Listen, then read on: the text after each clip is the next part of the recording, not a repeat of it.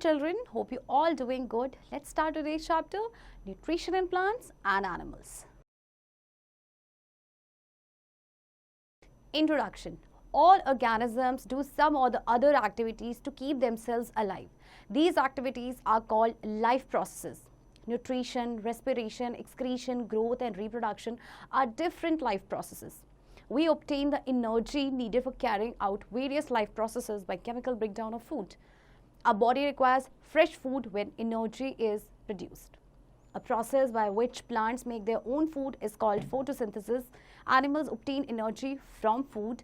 Nutrition involves the process of obtaining and utilization of food for growth in other activities like physical movement in animals and repairing of damaged tissues. देखिए जितने भी organism हैं वो कुछ ना कुछ activities करते रहते हैं right to keep themselves alive. तो ये एक्टिविटीज़ को बोलते हैं लाइफ प्रोसेसेस. तो उनमें आपके प्रोसेसेस इन लाइफ प्रोसेसेस में आते हैं आपके लाइक न्यूट्रिशन है, आपका रेस्पिरेशन है, excretion, growth and reproduction. Photosynthesis के प्रोसेस से प्लांट्स अपना खाना बनाते हैं राइट. एनिमल्स जो है फूड से एनर्जी ऑब्टेन करते हैं.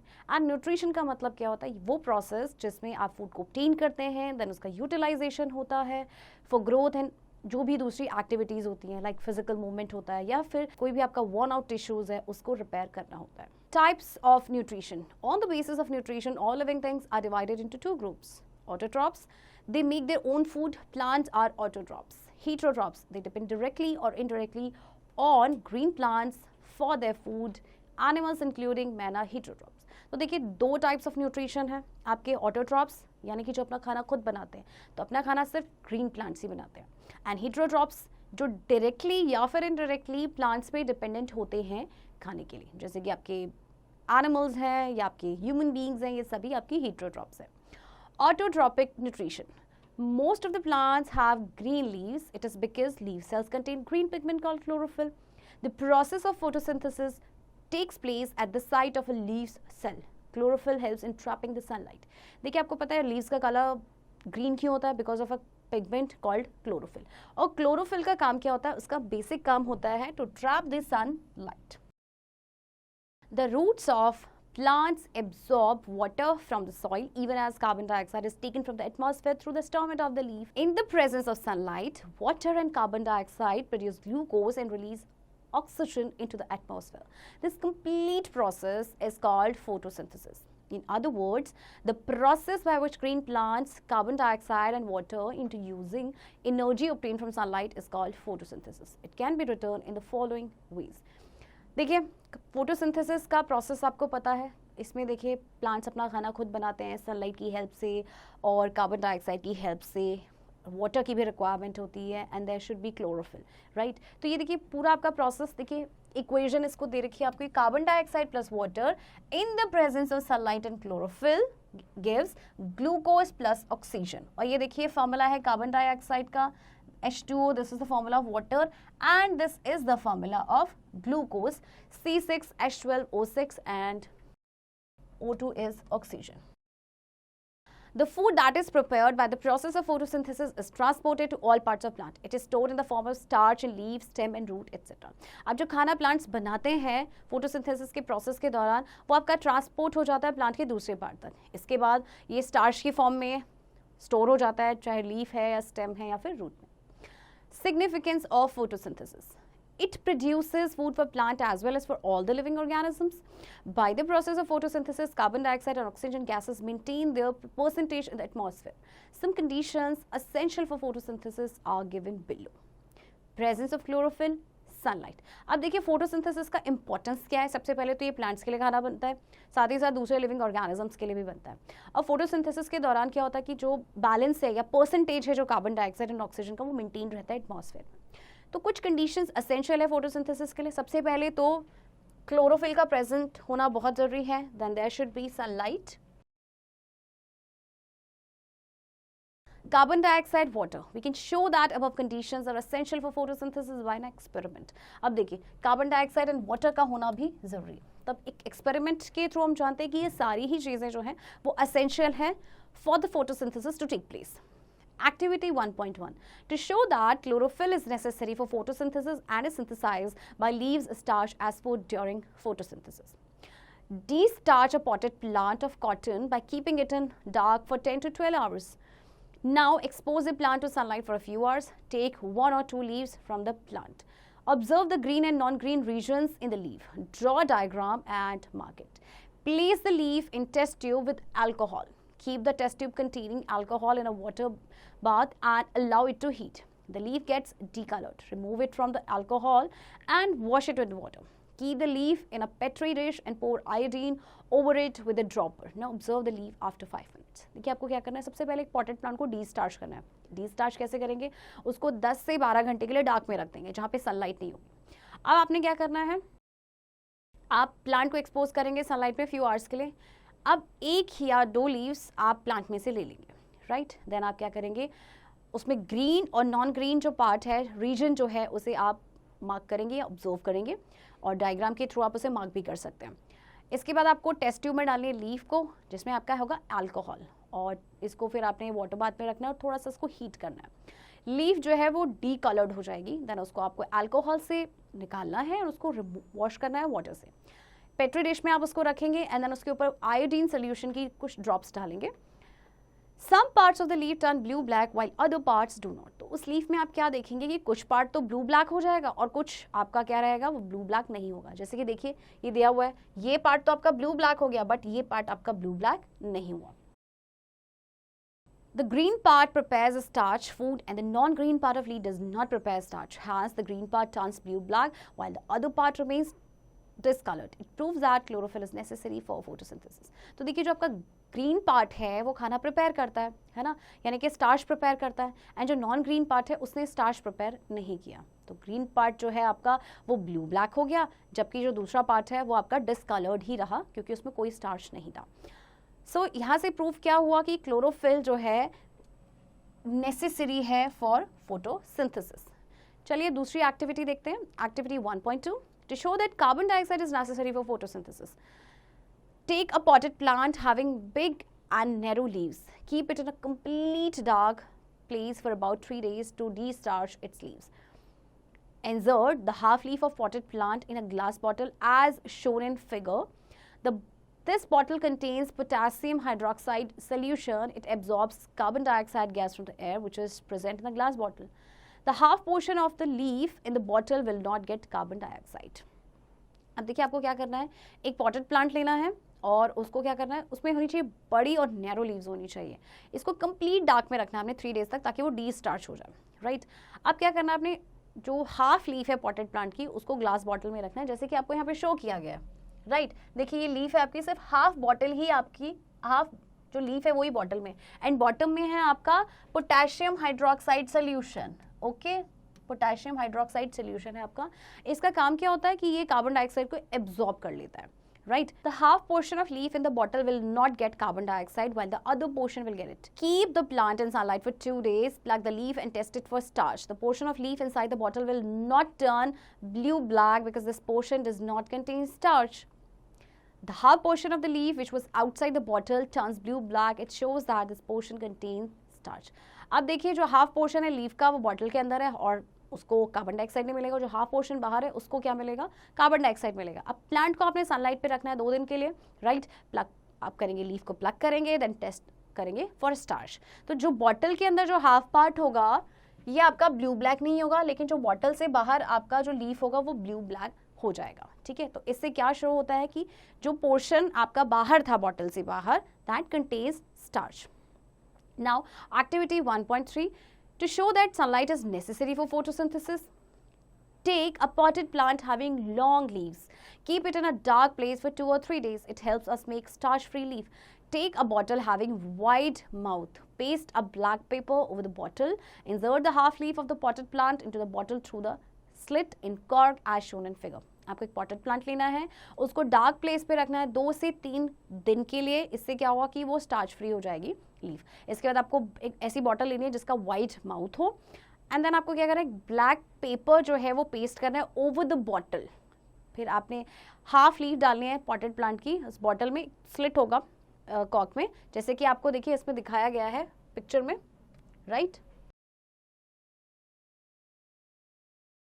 Keep the plant in sunlight for 2 days. pluck the leaf and test for starch, you will find that only half the portion of leaf which was exposed to sunlight turns blue black. It shows that sunlight is necessary for photosynthesis. अब आपको क्या करना है, sunlight में रखना है plant को 2 दिन के लिए, लीफ को प्लक करना है, स्टार्च टेस्ट करना है. अब आप देखेंगे कि जो हाफ पोर्शन है लीफ का जो सनलाइट में एक्सपोज था वो ब्लू ब्लैक हो जाएगा. तो यहाँ से क्या शो होता है, that sunlight is necessary for photosynthesis. So next is heterotropic nutrition. All living beings, including microorganisms and plants that have non-green leaves, cannot make their own food. They depend upon plants directly or indirectly. Those organisms that cannot make their own food but depend upon natural or other sources are called heterotrophs, and the process of nutrition is called heterotropic nutrition. All the heterotropic organisms are divided into 2 groups. अब देखिए heterotropic nutrition में देखिए आपके जो micro organisms हैं या कुछ आपके नॉन ग्रीन प्लांट्स ऐसे होते हैं जो अपना खाना खुद से नहीं बना पाते हैं, तो वो दूसरे पे डिपेंडेंट होते हैं, राइट? तो ऐसे ऑर्गेनिजम्स को कहा जाता है हेटेरोट्रॉप्स, जो अपना खाना खुद से नहीं बनाते, वो डायरेक्टली या फिर इनडायरेक्टली प्लांट्स पे डिपेंडेंट होते हैं. अब हेटेरोट्रॉपिक न्यूट्रिशंस को भी 3 ग्रुप्स में डिवाइड किया गया है. Number 1 is herbivores. Animals which depend upon plants for the nutrition are called herbivores. Examples cow, horse, goat etcetera.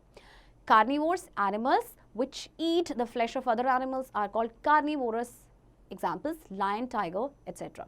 Herbivores and carnivores के बारे में आप जो है छोटी क्लासेस में भी पढ़ के आए हैं, right? Next is omnivores. Animals which eat both plants and flesh of other animals are called omnivores. Examples, man, dog, bear, hen, etc.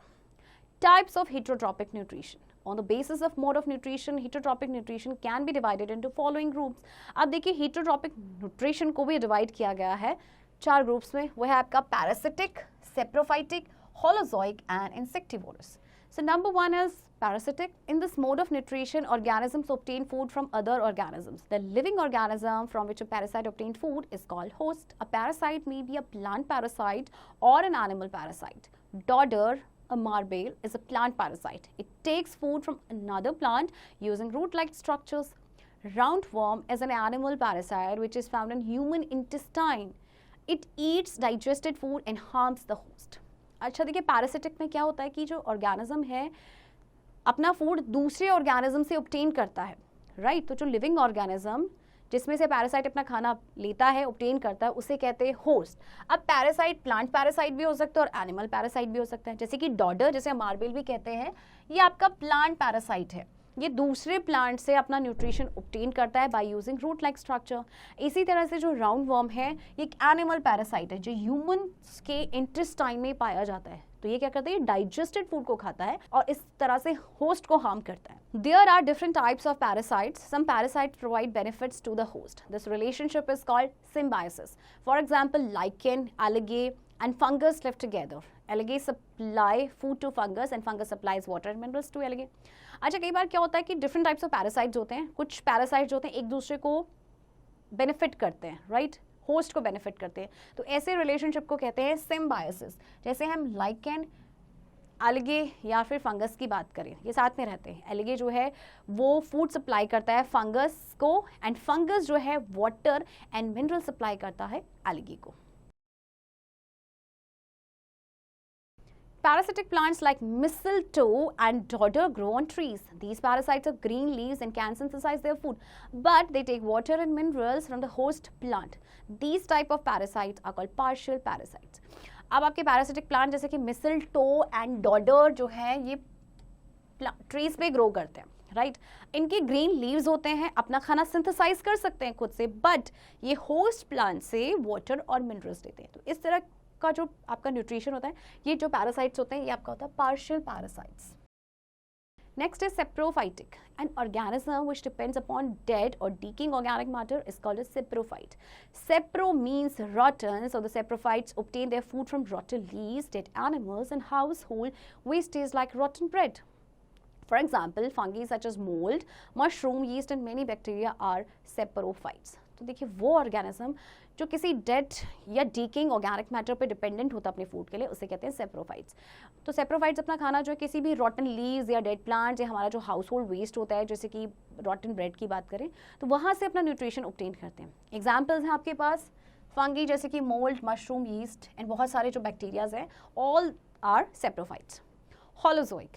In this mode of nutrition, organisms take complex food material and break it down into simpler components with the help of a digestive system. For example, most of the animals, including human beings, cats, dogs, frogs, fish, and amoeba, have holozoic mode of nutrition.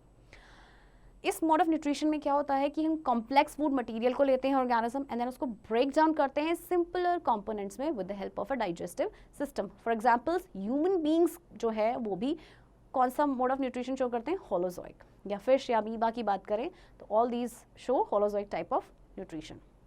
Insectivorous. Some plants eat insect. The plants that eat insects are called insectivorous plants. For example, pitchu plant, leaf modify in the shape of a pitcher. When any insect sit on it, the lid is closed and insect is trapped inside the plant. It is digested by the enzymes secreted by the cells of plant. अब देखिए कुछ plants होते हैं आपके जो insects को खाते हैं, जैसे कि पिक्चर प्लांट की बात करें तो पिक्चर की शेप में मॉडिफाई हो रखा है वो, इसीलिए से पिक्चर प्लांट भी कहा जाता है. तो जब कोई इंसेक्ट इस पर बैठता है तो लिड क्लोज हो जाता है एंड इंसेक्ट जो है आपका प्लांट के अंदर ट्रैप हो जाता है. इसके बाद जो सेल्स होते हैं प्लांट्स के वो डाइजेस्टिव जूसेस सिक्रीट करते हैं, कुछ एंजाइम्स सिक्रीट करते हैं जिससे वो डाइजेस्ट हो जाता है. Nutrition in animals. All animals obtain their food from the nature. They take complex food in the form of starch, protein and fats, etc. and convert them into glucose, amino acid and fatty acid or glycerol with the aid of their digestive system. This method of holozoic nutrition involves 5 steps. These are ingestion, digestion, absorption, assimilation and egestion. All these steps are discussed below. अब देखिए जो holozoic nutrition है उसमें भी आपके 5 steps हैं, वो हैं आपके. अब इनको डिटेल में हम डिस्कस करते हैं. Number 1 is ingestion. The process of taking food is called ingestion. Different animals have different ways to ingest food. They have some special organs for this purpose. Food को लेना, that is called ingestion, right? जो food आप खाते हैं अपने मुंह में डालते हैं, that is ingestion. Digestion. The food taken by the animals is insoluble and in the form of complex molecules. It must be broken down into smaller water soluble molecules before being utilized by the cells. Digestion makes the food soluble so that it can be utilized by the body of an animal.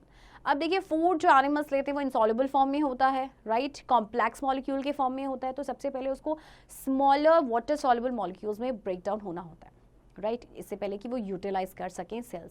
तो digestion जो है food को soluble करता है ताकि उसे animal की जो बॉडी यूटिलाइज कर सके. Absorption. The process of absorption of digested food into the blood is called absorption. Assimilation. In this process of nutrition, absorbed food is oxidized and synthesized by the cell for producing energy and growth. Absorption के process में क्या होता है, जो इसमें जो digested food होता है वो आपका एब्जॉर्ब हो जाता है ब्लड में, राइट. एंड एसिमिलेशन, इस प्रोसेस में क्या होता है आपका जो एब्जॉर्ब्ड फूड है वो ऑक्सीडाइज्ड होता है and then it is synthesised by the cell जिससे कि एनर्जी प्रोड्यूस होती है एंड ग्रोथ होती है. Egestion. The whole food which we eat is not digested by our body. Undigested part of the food is removed from the body. The removing of undigested food from our body is called egestion. अब देखिए जो हम खाना जितना खाते हैं वो सारा का सारा डाइजेस्ट तो नहीं हो सकता है, तो जो अनडाइजेस्टेड पार्ट होता है फूड का वो बॉडी से बाहर रिमूव हो जाता है and this process is known as egestion. Alimentation. The different kind of changes which food undergoes during different processes of ingestion, digestion, absorption, assimilation and digestion collectively are called alimentation process. तो ये आपके जो changes हैं, जो 5 steps आपको बताए गए हैं, तो इस पूरे प्रोसेस को कहा जाता है collectively alimentation process. From single-celled amoeba to complex multicellular animal like men, the alimentation process is almost the same. The only difference is impurity. Enzymes are substances that digest food in alimentary canal. Enzymes are chemicals which are produced in the alimentary canal and associated organs of digestion like liver. Enzymes act as biological catalysts and help in accelerating reactions which are involved in breaking food in simple molecules. The food which is digested is then absorbed by diffusion and assimilated in cells.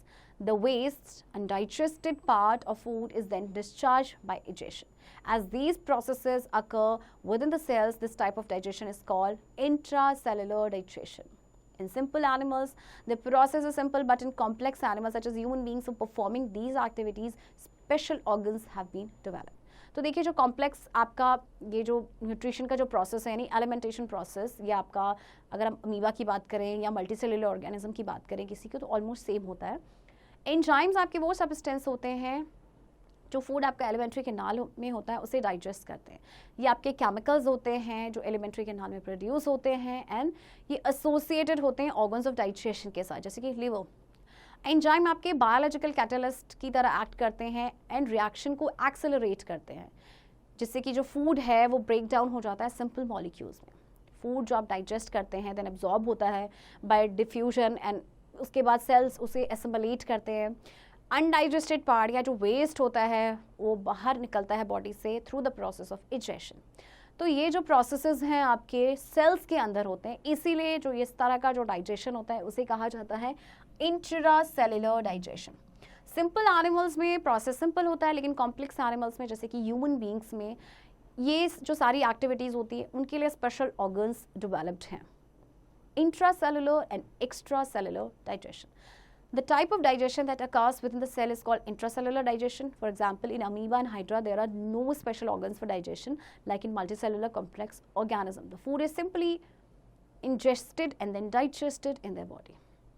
अब देखिए ये जो digestion है जो आपका cell के अंदर होता है, जैसे अभी आपको मैंने बताया, वो इंट्रासेलुलर डाइजेशन होता है। जैसे कि अमीबा या हाइड्रा की बात करें तो इनके कोई स्पेशल ऑर्गन्स तो होते ही नहीं है डाइजेशन के लिए। अगर हम कंपेयर करें मल्टी सेलुलर ऑर्गेनिजम्स के साथ, तो फूड जो है सिंपली इंजेस्ट होता है देन डाइजेस्ट होता है इनकी बॉडी में। The digestion that takes place outside the cell in the alimentary canal of the animal is called extra cellular digestion, for example in human beings. अब जो डाइजेशन सेल के बाहर होगा यानी एलिमेंट्री कैनाल में होगा तो उसे कहते हैं extra cellular digestion, for example human beings. Nutrition in amoeba, hydra and frog. There are different types of animals found in nature. Some are unicellular like amoeba, some are multicellular like hydra. Some organisms have tissue system like flatworm and some have organ systems like cow, horse, human. Here we shall discuss nutrition in amoeba, unicellular organism, hydra, multicellular organism, frog, organ system and human advanced organ system. तो हम इन चार के nutrition के बारे में discuss करेंगे। Unicellular amoeba eats tiny particle of food with the help of a structure called pseudopodia. Pseudo, false, podia, finger. Amoeba is the simplest organism. It does not have any mouth. When food comes near amoeba, it ingests the food particles by forming pseudopodia. अब देखिए amoeba आपका unicellular है, ठीक है, तो ये छोटे छोटे पार्टिकल्स खाता है फूड के विद एक इनके स्ट्रक्चर होता है जिसको बोलते हैं सूडोपोडिया के थ्रू। सूडो का मतलब होता है फॉल्स, पोडिया यानी फिंगर, तो फिंगर लाइक स्ट्रक्चर होता है वो भी फॉल्स। तो अमीबा आपका सिंपलेस्ट ऑर्गेनिज्म है, इसका कोई माउथ नहीं होता। जब फूड इसके पास आता है तो क्या करता है, ये इंजेस्ट करता है फूड पार्टिकल्स को by forming pseudopodia. The food particles and a little amount of water form a food vacuole inside amoeba. The food is digested in the food vacuole by the digestive enzymes. The digested food present in the food vacuoles is absorbed in the cytoplasm. The digested food absorbed in the cytoplasm is used to obtain energy for maintaining life processes. अब देखिए क्या होता है कि जो food particles और थोड़ा बहुत जो अमाउंट होता है वाटर का, वो एक फूड वैक्यूल बनाते हैं अमीबा के अंदर। फूड डाइजेस्ट होता है फूड वैक्यूल में by the digestive enzymes, and जो डाइजेस्टिव फूड आपका प्रेजेंट होता है फूड वैक्यूल में वो एब्जॉर्ब्ड होता है साइटोप्लाज्म में। जो डाइजेस्टेड फूड आपका एब्जॉर्ब होता है साइटोप्लाज्म में, अब उसको यूज़ किया जाता है to obtain energy for performing or for maintaining life processes. When sufficient amount of waste food accumulates inside amoeba, then its cell membrane suddenly rupture at many places and undigested food is thrown out from the body. These processes can be divided into following stages: ingestion, digestion, absorption, assimilation and egestion. अब देखिए जो digested food है cytoplasm में absorb होता है, उससे फिर energy obtain होती है फॉर मेंटेनिंग लाइफ प्रोसेसेस। जब sufficient amount of waste food जो है एक्यूमुलेट हो जाता है अमीबा के इनसाइड, देन इसका जो सेल मेम्ब्रेन है वो सडनली रप्चर होता है किसी प्लेस पे, एंड जो अनडाइजेस्टेड फूड होता है बॉडी से बाहर आ जाता है। ठीक है, तो इसमें भी देखिए आपके 5 स्टेजेस इन्वॉल्व हैं जो कि हमने अभी डिस्कस किए थे पहले, right. Hydra is a simple multicellular animal. It has a number of tentacles around its mouth. These tentacles are used for ingestion of food. The food particles are digested with the help of enzymes secreted by the surrounding cell of the body cavity. Digested food is absorbed through cavity wall and is assimilated by a cell. Amphibian animal frog is a very common animal found around us. It uses its long sticky tongue to catch insects. Frogs have a well-developed digestive system. It digests and absorbs food with the help of digestive enzymes. अब देखिए hydra आपका क्या है, एक simple multi cellular animal है। इसमें बहुत सारे टेंटिकल्स होते हैं इसके माउथ के अराउंड। जैसे ये देखिए, ये आपको पिक्चर में नजर आ रहा होगा, दीज आर द टेंटिकल्स। अब जो टेंटिकल्स हैं इनको फूड के इंजेक्शन के लिए यूज किया जाता है। फूड पार्टिकल्स आपके डाइजेस्टेड होते हैं with the help of enzymes, जो कि जो सराउंडिंग सेल होते हैं बॉडी कैविटी की, वो सिक्रीट करते हैं। फिर डाइजेस्टेड फूड एब्जॉर्ब्ड होता है through cavity wall and then it is assimilated by cell. Frog आपका बहुत ही कॉमन एनिमल है जो आपके आसपास पाया जाता है। ये अपनी लॉन्ग स्टिकी टंग का यूज करता है टू कैच इंसेक्ट। इसके बाद इनका जो डाइजेस्टिव सिस्टम है काफ़ी वेल डेवलप्ड होता है। ये फूड को डाइजेस्ट करता है एंड एब्जॉर्ब करता है with the help of digestive enzymes. Injection of food in some other organisms. Paramecium, a unicellular organism whose outer body is covered by stiff hairs called cilia. Cilia helps in ingestion of food particles into its mouth-like structure. Rest of the four processes, digestion, absorption, assimilation, and digestion, are similar to amoeba.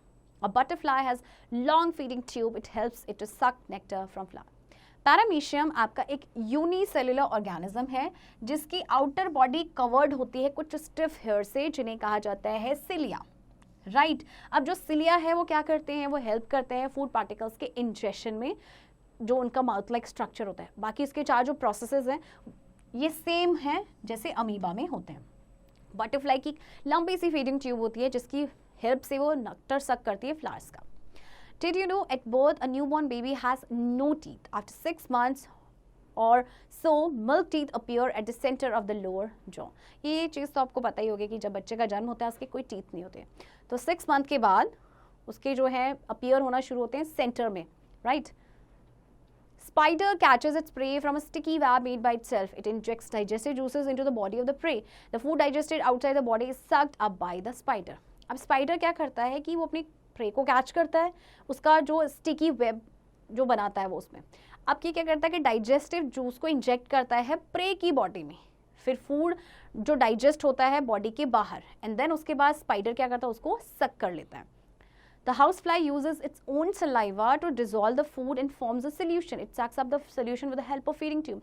Housefly क्या करती है, अपनी ही saliva को use करती है food को dissolve करने के लिए, एंड देन उसका सोल्यूशन बनता है और उसके बाद ये उसको सक कर लेती है with the help of feeding tube.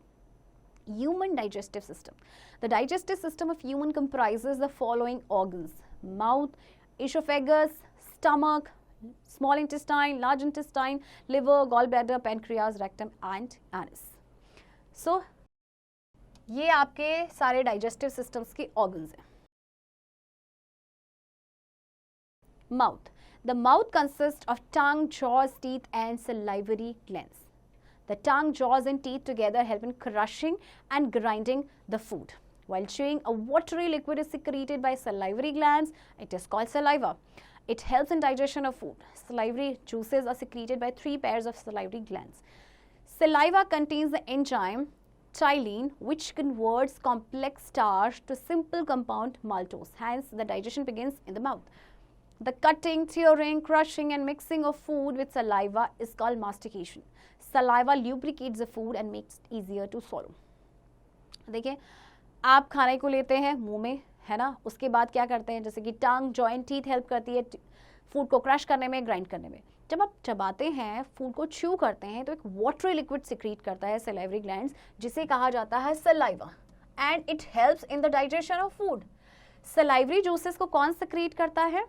ये होती हैं आपकी 3 पेयर्स होती हैं सलाइवरी ग्लैंड्स की, एंड सलाइवा में आपका एक एंजाइम होता है जिसका नाम होता है टाइलिन, जो कि कॉम्प्लेक्स स्टार्च को सिंपल कंपाउंड माल्टोस में कन्वर्ट करता है। तो यानी कि आपका जो डाइजेशन है वो कहाँ से स्टार्ट होता है? Digestion begins in the mouth. आपके माउथ से डाइजेशन स्टार्ट हो जाता है। कटिंग, टियरिंग, क्रशिंग और फूड का मिक्स होना सलाइवा के साथ कहलाता है मास्टिकेशन। सलाइवा फूड को ल्यूब्रिकेट करता है और जिसकी वजह से हम उसको इजीली सॉलो कर पाते हैं। Our teeth help in cutting, tearing and grinding of food before we swallow it. Our teeth have special shapes to do this work. The front teeth are known as incisors. They help in cutting. They are found in 2 pair. Next to incisors are canines which are pointed in shape. अच्छा, आपको देखिए teeth जो हैं आपके अलग अलग shapes के होते हैं। जैसे कि हम इंसाइजर्स की बात करें तो ये कटिंग में हेल्प करते हैं, ठीक है, ये इनके 2 पेयर होते हैं। नेक्स्ट इंसाइजर्स के बाद होते हैं कैनाइंस, जो कि आपके पॉइंटेड शेप के होते हैं। They help in tearing of food. It is found in one pair. Next to canines, there are two pairs on each side of premolars. These teeth have flat surfaces bearing small grooves and ridges. They help in crushing and grinding the foods.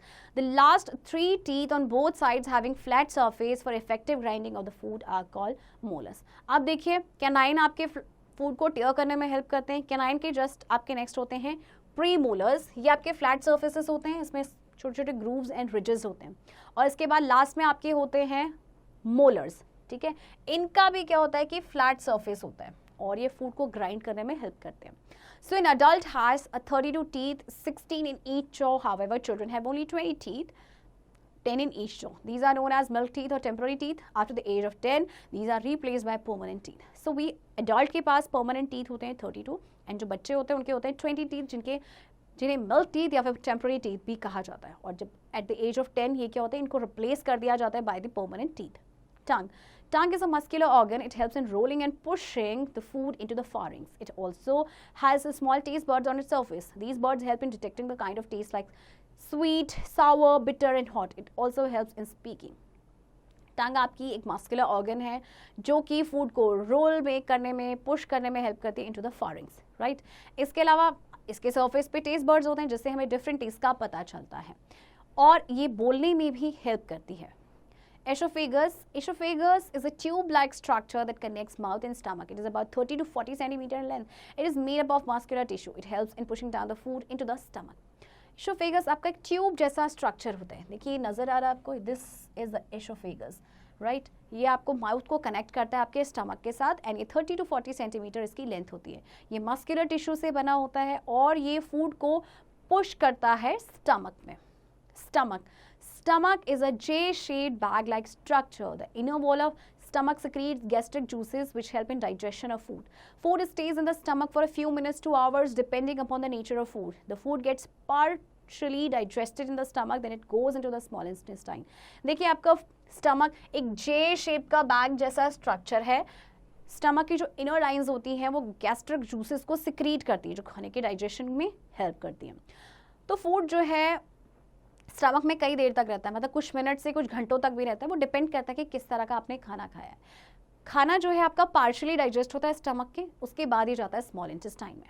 Small intestine is the largest part of the digestive system. It is approximately 7 meters in length. It is divided into 3 regions, namely duodenum, jejunum and ileum. Some juices are secreted by the inner wall of the small intestine itself. Others are provided by its supportive organs such as liver. अच्छा देखिए small intestine आपका digestive system का largest part है, लगभग आपका 7 metres है. इसके बाद इसको 3 रीजन्स में डिवाइड किया गया है. कुछ जूसेस जो है स्मॉल इंटेस्टाइन की इनर वॉल्स ही सिक्रीट करती हैं, कुछ इसके सपोर्टिव ऑर्गन्स प्रोवाइड करते हैं जैसे कि liver and pancreas. The juices secreted by liver and pancreas are stored in the gallbladder. All the juices help in digestion of food. After the completion of digestion process, ileum helps in absorption of food by the blood. अच्छा देखिए pancreas भी juices secrete करता है. तो liver और जो pancreas juices secrete करते हैं वो आपके स्टोर्ड होते हैं गॉल ब्लैडर में. जितने भी आपके जूसेस हैं ये फूड के डाइजेशन में हेल्प करते हैं. जब डाइजेशन कंप्लीट हो जाता है तो देखिए इलियम क्या करता है, ये फूड के एब्जॉर्प्शन में हेल्प करता है by the blood. Large intestine. Small intestine cannot digest and absorb all food itself. The undigested food that cannot be absorbed by the blood moves from ileum to a wide diameter tube called large intestine. Here most of the water which helps in absorption of digested food is reabsorbed into the blood. Almost all solid waste of food is stored in the last part of our alimentary canal called rectum. Finally waste comes out from our body through an opening called anus. अच्छा इसके बाद क्या होता है कि small intestine जो है वो सारा जितना भी फूड है उसको खुद से नहीं डाइजेस्ट करती या सारा भी जो फूड है उसको एब्जॉर्ब नहीं कर सकती. अनडाइजेस्टेड फूड जो होता है वो ब्लड एब्जॉर्ब नहीं कर सकता, तो वो आपका लार्ज इंटेस्टाइन में शिफ्ट हो जाता है, मूव कर जाता है. यहाँ जितना भी ज़्यादातर जो वाटर है वो यहाँ पे एब्जॉर्ब हो जाता है डाइजेस्टेड फूड का and then it is reabsorbed into the blood. इसके बाद जितना भी जो सॉलिड वेस्ट होता है फूड का वो आपका स्टोर्ड होता है एलिमेंट्री कैनाल के लास्ट पार्ट में जिसे कहते हैं रेक्टम, एंड फाइनली जो वेस्ट है वो एनस के थ्रू बॉडी से बाहर आ जाता है. Digestion, transportation, respiration, nutrition and excretion. Digestion, breaking of complex food compound into simpler compound with the help of enzymes secreted at the different part of alimentary canal is called digestion. देखिए digestion आपको पता चल चुका है कि जो complex food होता है जब वो सिंपलर कंपाउंड में ब्रेक डाउन हो जाता है with the help of enzymes. Transportation, the simple digested food is absorbed into a blood at ileum. It is called absorption. It is transported to all cells by blood. The digested food carried by blood to all parts of body is called transportation. अच्छा अब देखिए आपका जो simple digested food होता है वो हमारे blood में एब्जॉर्ब हो जाता है, राइट, इसे एब्जॉर्प्शन कहते हैं. देन ये ट्रांसपोर्ट होता है ऑल सेल्स तक बाय ब्लड. डाइजेस्टेड फूड जो होता है वो क्या करता है, पूरे बॉडी के पार्ट्स तक पहुंचता है by blood, and this is called transportation. Respiration, the oxygen that we take by breathing process is used to break down digested food at cell level. It liberates energy and is called respiration. देखिए जब हम breathe करते हैं तो हम oxygen लेते हैं, right, और इसका यूज किस लिए किया जाता है, to break down digested food at cell level, and then ये क्या करता है, एनर्जी लिबरेट करता है, and that is called respiration. Nutrition, intake of food and utilization of it for growth, repairing and physical activities of organism is called nutrition. Whatever we eat, it is first digested in our alimentary canal. Digested food is then transported by blood to all parts of the body or cells. Cells synthesize this food. After synthesis, energy is liberated, damaged cells are repaired and new cells are formed by protein synthesis. तो देखिए जब food का intake होता है then उसका utilisation होता है for growth, for repairing and physical activities, that is called nutrition. अब देखिए क्या होता है कि जो भी हम खाते हैं ये पहला डाइजेस्ट होता है हमारा एलिमेंट्री कैनाल में, डाइजेस्टेड फूड, फिर ट्रांसपोर्ट होता है बॉडी के हर पार्ट तक बाय ब्लड. ओके, सेल जो है इस फूड को सिंथेसाइज करते हैं, सिंथेसिस के बाद एनर्जी लिबरेट होती है, डैमेज सेल्स आपके रिपेयर होते हैं, न्यू सेल्स बनते हैं बाय प्रोटीन सिंथेसिस. दस nutrition and respiration together help in liberation of energy to help us stay alive. Excretion, the waste material produced during respiration is transported by blood to kidneys. The kidneys help to remove this waste in the form of urine from our body. The lungs remove carbon dioxide in gaseous state from our body, so the removal of wastes from our body is called excretion. आप देखिए जो waste material होता है जो respiration के दौरान आपका produce होता है उसको ट्रांसपोर्ट किया जाता है by blood to kidneys. Kidneys जो है इस वेस्ट को यूरिन की फॉर्म में हमारी बॉडी से रिमूव करने में हेल्प करते हैं. लंग्स कार्बन डाइऑक्साइड को रिमूव करते हैं गैसेस स्टेट में जो होती है हमारी बॉडी में, राइट. सो जो रिमूवल है वेस्ट का हमारी बॉडी से, that is called excretion. Ruminants. Ruminants are generally herbivorous animals. Examples are cows, buffaloes, goats, sheep, bison, etc. देखिए याद रखिएगा कि रूमिनेंट्स आपके जनरली क्या होते हैं, हर्बीवोरस एनिमल्स होते हैं. For examples all these are ruminants.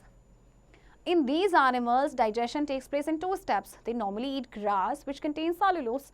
Ruminant stomach is very complicated. It is divided into 4 chambers: rumen, reticulum, omasum, and abomasum. अच्छा देखिए ये एनिमल जो है इनमें डाइजेशन होता है 2 स्टेप्स में. ये नॉर्मली घास ही खाते हैं, ग्रास खाते हैं जिसमें आपका सेल्यूलोस होता है. तो रूमिनेंट का जो स्टमक होता है काफ़ी कॉम्प्लिकेटेड होता है और ये आपके 4 चेम्बर्स में डिवाइडेड होता है. The solid food first reaches into the rumen. Here, half-chewed food is partially digested. It then goes to the reticulum, from where it returns to the mouth for chewing. The chewing of half-digested food is called rumination, and the animal is called ruminant. After chewing, it is swallowed. The swallowed food enters the 3rd chamber, omasum. After passing through 4th chamber, abomasum, the food is digested just like in human stomach. It is finally sent to the small intestine for absorption. अच्छा देखिए जो ये ruminants होते हैं food को सॉलो करते हैं सबसे पहले वो रूमेन में जाता है, राइट. यहाँ पे क्या होता है कि जो हाफ च्यूड फूड होता है वो पार्शली डाइजेस्ट होता है एंड देन ये रेटिकुलम में जाता है जहाँ से फिर ये वापस माउथ में जाता है. देन ये इसको थॉरली च्यू करते हैं. देन जो च्यूइंग होता है हाफ डाइजेस्टेड फूड का उसे कहते हैं रूमिनेशन और ऐसे एनिमल्स को कहा जाता है ruminant.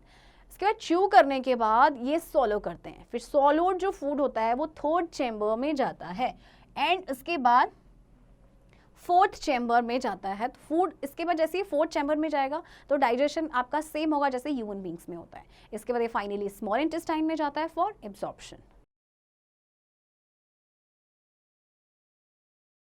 Points to remember. All living organisms require food for cellular activities like growth and development and physical activities. Organisms that make their own food are called autotrophs.